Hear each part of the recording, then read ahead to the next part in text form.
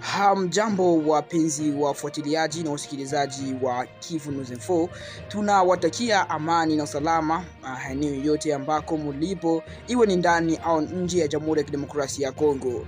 Na pia tunachukua fursa hii ili kuweza kuwakaribisha kwenye Kivu News Info, mahali ambako tunakuletea habari muhimu za kuaminika na zenye kukupatia picha halisi ya matukio yanayoendelea ndani na nje ya Jamhuri ya Kidemokrasia ya Kongo. Katika toleo la leo tutaweza kuzungumzia kurejea kwa gavana wa Kasai Central na miradi yake ya kuweza kufanya maendeleo katika jimbo lake. Tutakupatia pia ripoti ya kutoka huko Boende kuhusu uhaba wa mafuta ambayo inajulikana kuwa kama essence, na uhaba huo uliweza kusababisha kupanda kwa gharama za usafiri na maisha ya kila siku. Mwishowe tutakuletea taarifa kutoka Kinshasa kuhusu mkutano kati ya Rais Antoine Felix Tshisekedi Tshilombo na ujumbe wa viongozi wa SEFOC pamoja na mpango wao wa kuanzisha kampeni za uhamasishaji kuhusu Genekose nchini Ufaransa. Karibu sana na endelea kuwa nasi hadi mwisho wa taarifa hizi ili msikose habari zote muhimu tulizowaandalia.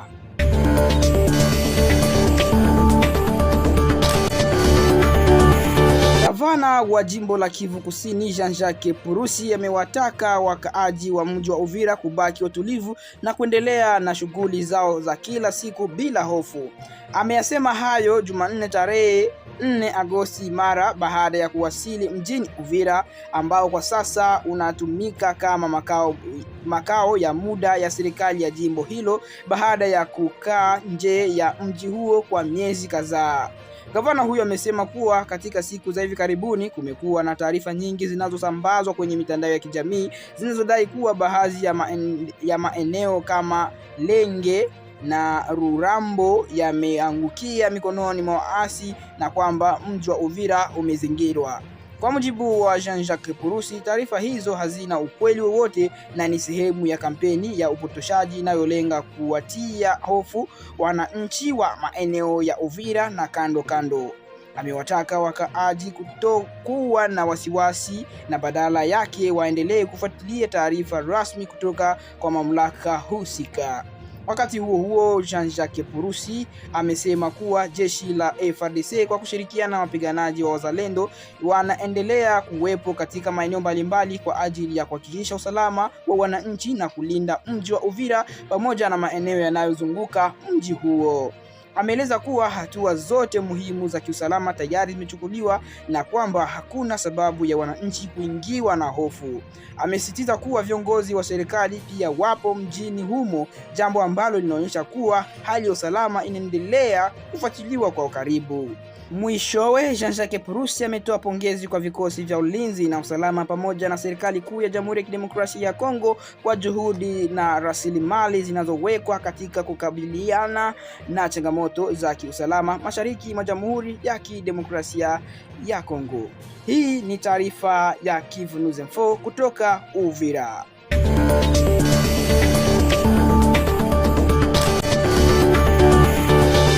Mji wa Boende katika jimbo la Chuapa unakabiliwa na uhaba mkubwa wa mafuta ambayo inajulikana kama carburant au essence, hali ambayo imeathiri kwa kiasi kikubwa sekta ya usafiri na maisha ya kila siku ya wananchi.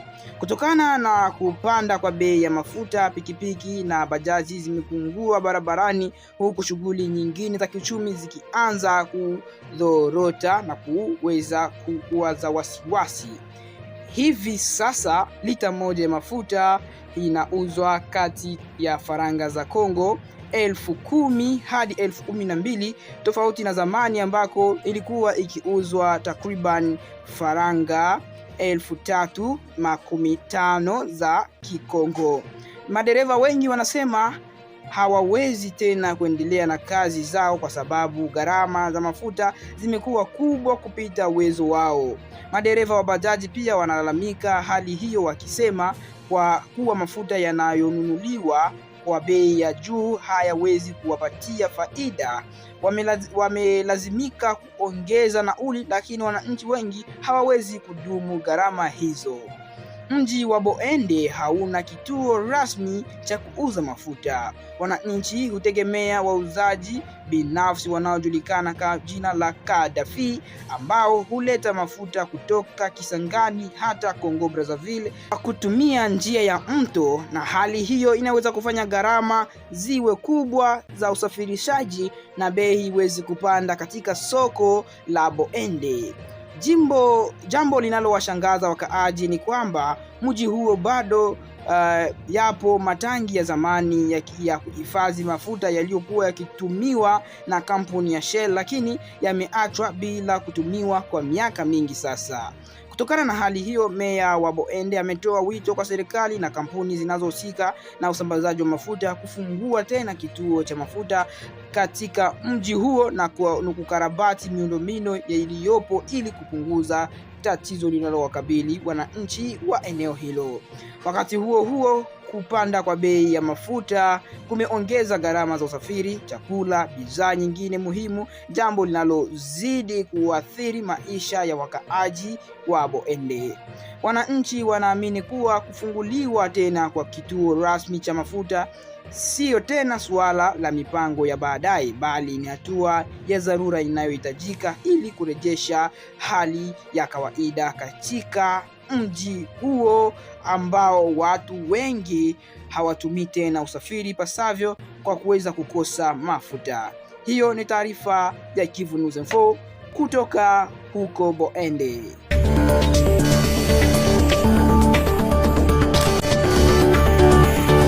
Gavana wa jimbo la Kasai Central Joseph Moise Kambulu Konko amerejea mjini Kananga ambako alipokelewa na mahakamu wa gavana Job Kanyinda Kandende, wajumbe wa serikali ya jimbo hilo, pia viongozi wa kimila pamoja na wajumbe wa baraza la usalama la jimbo hilo.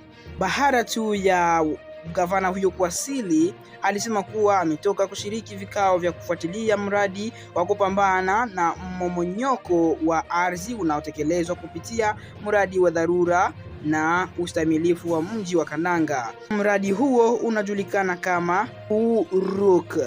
Aliongeza kuwa waziri wa mipango miji anatarajia kuwasili Kananga hivi karibuni kwa ajili ya kuendelea na kufuatilia utekelezaji wa mradi huo. Joseph Moise Kambulu Konko amesema maendeleo ya Kasai Central yanaendelea kuwa kipaumbele chake.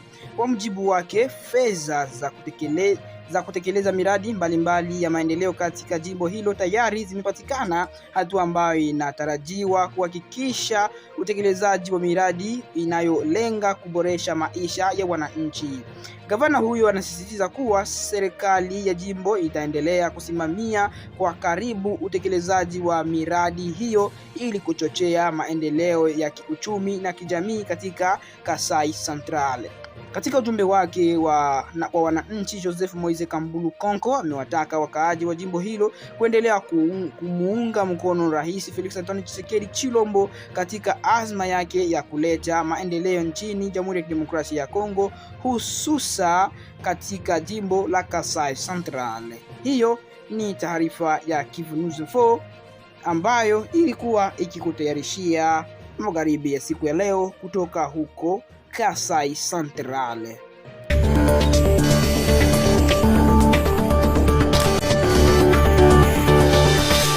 Rais wa Jamhuri ya Kidemokrasia ya Kongo Felix Antoine Tshisekedi Chilombo amekutana Jumanne katika makazi yake Mongaliema mjini Kinshasa na ujumbe wa viongozi wa kuchaguliwa nchini Ufaransa wenye asili ya Kongo wanaounda kundi la CEFOC ambao wako nchini DRC kwa ziara za kazi. Katika mkutano huo, wajumbe wa CECOF wametangaza kuwa kuanzia mwanzo wa mwaka mpya wa masomo nchini Ufaransa wataanzisha kampeni kubwa ya uhamasishaji kuhusu Genocos inayolenga kuenzi kumbukumbu za waathirika wa mauaji yaliyowakumba raia wa Kongo kwa miongo kadhaa. Kwa mjibu wa ujumbe huo, kampeni hiyo itajumuisha shughuli za kumbukumbu, uelimishaji na utetezi mbele ya mamlaka za serikali za mitaa nchini Ufaransa, taasisi mbalimbali pamoja na diaspora ya Wakongo wanaoishi nchini humo. CEFOC imeeleza kuwa itatekeleza mpango huo kwa kushirikiana na tume ya kusaidia waathirika kwa kuunga mkono mageuzi inayojulikana kama CRVAR. Ushirikiano huo unalenga kuimarisha utambuzi wa waathiriwa wa Holocaust, kuhifadhi kumbukumbu zao na kuendelea kutetea haki zao katika ngazi za kimataifa. Hiyo ni taarifa ya Kivu News Info ambayo watu hao kutokea huko Ufaransa ambao wanajulikana kama CEFOC naotaka kuanzisha kumbukumbu hiyo katika nchi jirani ya Ufaransa, na kwa wanafunzi wote na wakaaji wote wa asili ya Kikongo ambao wanaishi ndani wanaoishi ndani ya Ufaransa.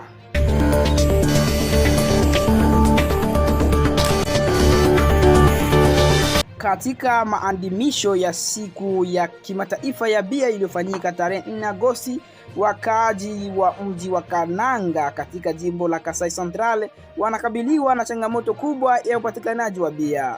Uhaba wa bidhaa hiyo umepelekea bei kupanda kwa kiwango kikubwa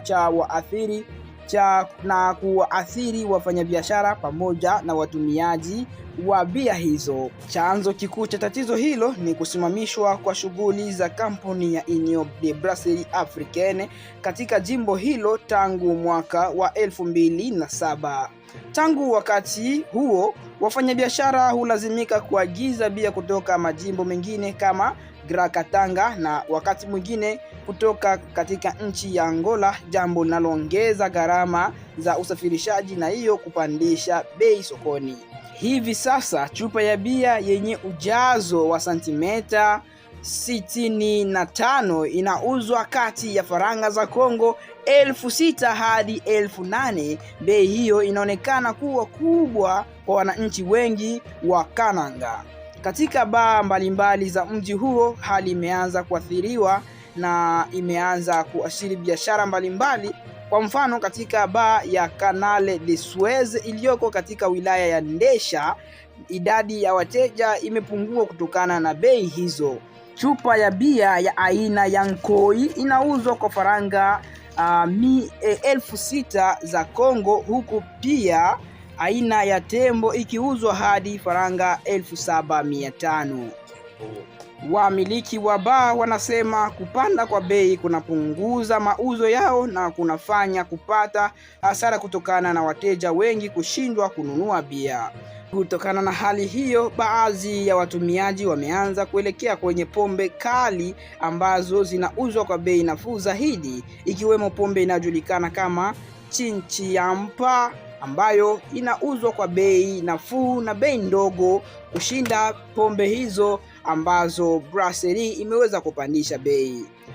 Wataalamu wa afya wanaonya kuwa matumizi ya kupita kiasi ya pombe hizo kali yanaweza kusababisha matatizo mbalimbali ya kiafya, kuongeza hatari ya ajali na kuchochea tabia zinazoweza kuhatarisha maisha ya watumiaji wa jamii kwa ujumla. Wakati bia ikiendelea kuwa sehemu muhimu ya sherehe na mikusanyiko ya kijamii na kifamilia, uhaba wa bidhaa hiyo katika Kananga unaendelea kuwa changamoto kubwa kwa wafanyabiashara na walaji. Hiyo ni taarifa ya Kivu News Info ambayo ilikuwa nakutayarishia kutoka huko Kananga, ambako bei ya vinywaji imeweza kupanda bei mpaka kufanya wakaaji wengi kuanza kutumia pombe ambazo ni kali lakini kwa bei nafuu.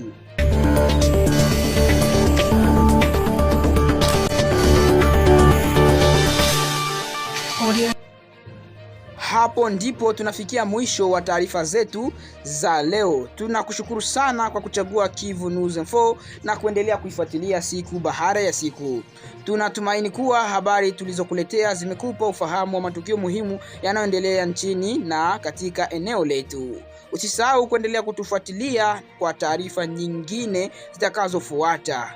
Kama unafuatilia kupitia mitandao yetu ya jamii au YouTube, tafadhali subscribe, penda au toa maoni yako na ushiriki taarifa hizi ili ziwafikie watu wengine zaidi.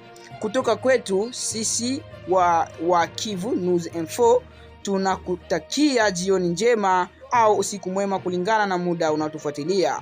Linda usalama wako, uendelee kuwa na amani na Mwenyezi Mungu akubariki. Asante kwa kusikiliza. Tukutane tena katika toleo lijalo la habari.